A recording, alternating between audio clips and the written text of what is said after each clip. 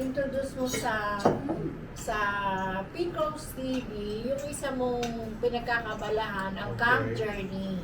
Okay. Ano ba ang Camp Journey? Well, Camp Journey is a project of 10 Journey Volunteers Inc. So yun yung pangalan ng foundation o ng group. Tapos tinatag siya noong 2004. So kami yun, a group of mga young professionals during that time, syempre. And we put up this foundation or this group to help the children with special needs. So yun yung mga natin. So pag sinabing special needs children, yung mga merong mga nasa umbrella ng sensorial problem which is under doon yung autism. So Kailangan niya kasi yun. oo. So maraming ganun yung ginagawa ng Camp Journey, So yung mga founding members, so we see to it na Camp Journey will run smoothly, continuously smoothly. So with the help of our friends, yung mga kaibigan namin, as sponsors, as volunteers, as part of the organization. So natutuwa kami yan, si Pink Rose, so regular supporters, sila June, si Tina, sila Myla, sila Janet, si Irma, yung mga, sila Presi.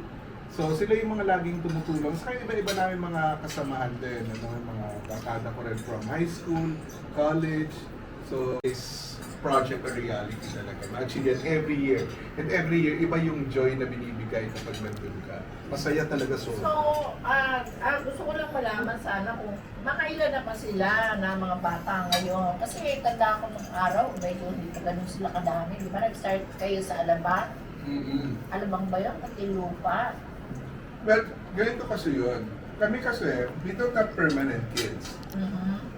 Ang ginagawa namin, pag pumunta kami sa isang bayan, nakikipag-coordinate kami sa sa DSWD at inaalam namin kung ilan yung mga bata na nakarehistro na mayroong ganong kapansanan. At ini-encourage din namin yung mga parents kasi marami pa rin magulang na tinatago yung mga bata. Nahihiya sila. Nahihiya siguro o hindi nila alam kung paano gagawin. Pink Rose TV, dito ay bida ka sa bawat kwento at tuwa. Samahan kami buong pamilya dito sa Pink Rose TV, ang saya.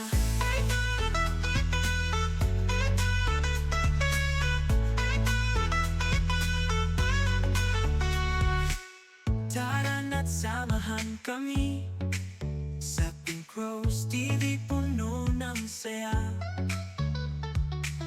Dito'y may kwento't ligaya.